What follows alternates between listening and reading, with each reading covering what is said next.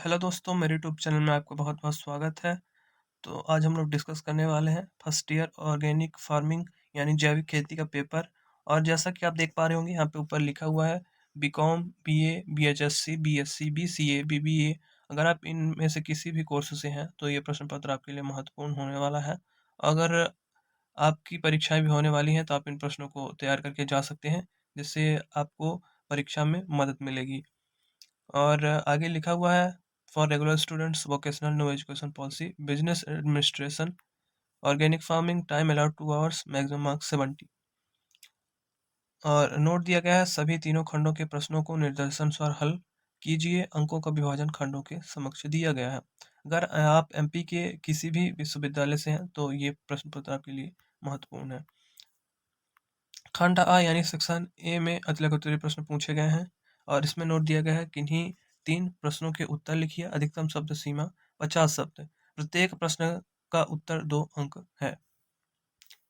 जिसमें के आपको पहला प्रश्न इसमें आपसे पूछा गया है निम्नलिखित में से किन्हीं 3 को परिभाषित करें।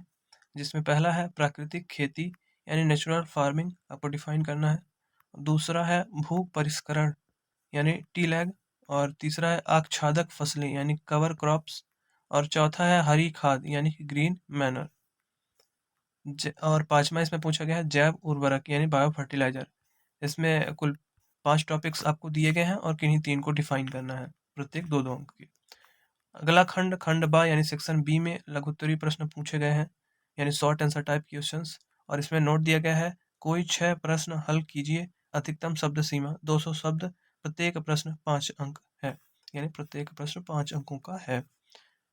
जिसमें कि प्रश्न क्रमांक 2 पूछा गया है और इसमें लिखा है कि जैविक कृषि की सीमाओं का वर्णन कीजिए। Discuss the limitations of organic farming. प्रश्न क्रमांक 3 में पूछा गया है मृदा स्वास्थ्य पर संक्षारण भू परिष्करण का प्रभाव समझाइए। प्रश्न क्रमांक 4 में अगर आप इंग्लिश मीडियम से हैं तो आप इंग्लिश वर्जन भी इसका देख सकते हैं, नीचे लिखा हुआ है। और 4 में पूछा गया है भारत में जैविक कृषि की वर्तमान स्थिति पर प्रकाश डालिए।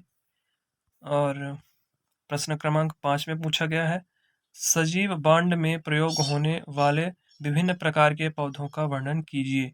Discuss the different types of plants used in live fencing. प्रश्न क्रमांक 6 पूछा गया है जैविक कृषि के संदर्भ में परिवर्तन अवधि क्या है। और प्रश्न क्रमांक 7 में पूछा गया है पंचगव्य बनाने की विधि का वर्णन कीजिए। और ये बहुत ही महत्वपूर्ण प्रश्न है, बार बार पूछा जाता है पंचगव्य वाला, तो इसको आप जरूर से जरूर तैयार कर लेना। प्रश्न क्रमांक 8 में पूछा गया है पशुपालन का जैविक कृषि क्या योगदान है। और प्रश्न क्रमांक 9 में पूछा गया मृदा स्वास्थ्य में जैव उर्वरकों की भूमिका पर संक्षिप्त टिप्पणी कीजिए। प्रश्न क्रमांक 10 में पूछा गया है जैविक कृषि में जैव कीटनाशक एवं प्राकृतिक शत्रुओं के महत्व को समझाइए। यानी discuss the role of bio pesticides and natural enemies in organic farming. ये प्रश्न क्रमांक 10 है। प्रश्न क्रमांक 11 में पूछा गया है जैविक कृषि परंपरागत किस्मों के महत्व पर प्रकाश डालिए। अब खंड सा यानी सेक्शन सी जो कि अंतिम खंड है, उसमें दीर्घ उत्तरीय प्रश्न पूछे गए हैं और 17-17 अंक के हैं, जिनमें से 2 आपको करने हैं। तो जिसमें नोट दिया गया है कि इन्हीं 2 प्रश्नों को हल करें। अधिकतम शब्द सीमा 500 शब्द। प्रत्येक प्रश्न के लिए 17 अंक हैं। जिसमें से 12वां प्रश्न आपसे पूछा गया है जैविक खेती से आप क्या समझते हैं। जैविक कृषि एवं आधुनिक कृषि में विभेद करते हुए जैविक कृषि की भारत में आवश्यकता पर प्रकाश डालिए। प्रश्न क्रमांक 12 है और इसके अथवा में आपसे पूछा गया है जैविक खेती में खरपतवार एवं पोषक तत्व प्रबंधन के विभिन्न उपायों का वर्णन कीजिए। 2 में से आपको एक करने हैं। ये एक अथवा में प्रश्न पूछा गया है 12वां के और एक प्रश्न पूछा गया। इसी प्रकार से प्रश्न 13 में आपसे पूछा गया है जैविक कृषि में प्रमाणीकरण के महत्व का वर्णन करते हुए मध्य प्रदेश के एक किसान को जैविक कृषि का प्रमाण पत्र प्राप्त करने हेतु आवश्यक प्रक्रिया का उल्लेख कीजिए। और ये कंडीशनल प्रश्न होते हैं, तो जरूरी नहीं कि ये प्रश्न बार बार ही आए इस प्रकार के।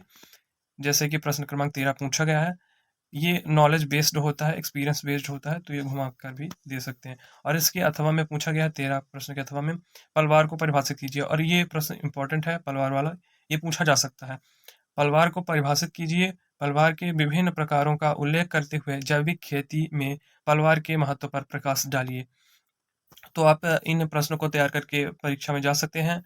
और इसी प्रकार से अगर आपको और भी कोई प्रश्न पत्र देखना है प्रीवियस ईयर का, तो आप कमेंट बॉक्स में कमेंट करिएगा, हम अपलोड कर देंगे। और आपका इसका आंसर भी चाहिए, तो उसके लिए भी आप कमेंट कर सकते हैं।